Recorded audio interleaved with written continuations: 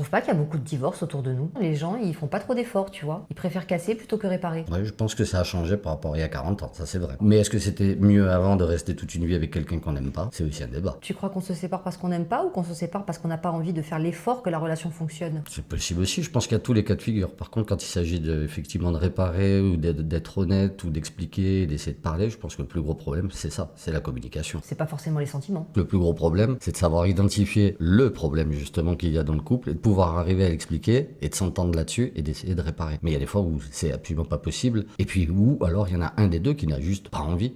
Il y en a un qui a envie de réparer et l'autre qui n'a pas envie. Oui, c'est sûr qu'il vaut mieux être deux à vouloir réparer, ça c'est évident. Et puis des fois, on n'a pas envie de réparer, on a juste envie d'aller ailleurs. Aussi. En fait, il y a tous les cas de figure. Oui. Mais c'est vrai qu'il y a beaucoup de séparations quand même. Ouais, mais tu vois, moi je trouve ça dommage quand même quand on se marie, qu'on a des enfants. Alors je vais faire ma vieille conne, hein, désolée, mais je trouve ça.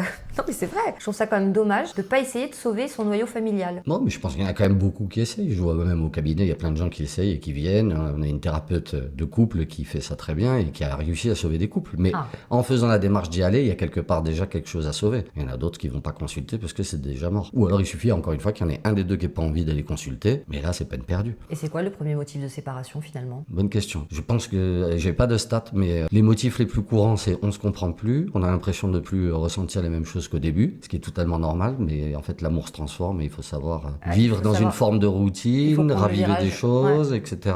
Mais il y a beaucoup de couples qui se séparent, une fois que les attentes un peu fantasmées du début n'arrivent pas. Parce quand la lune de miel est finie en fait. Voilà, cette phase lune de miel, souvent c'est ça. Après, c'est souvent des histoires d'éducation pour les enfants, de divergence, argent et tromperie. Moi je dirais que c'est ça. C'est pas la tromperie en premier? J'ai pas fait une hiérarchie là.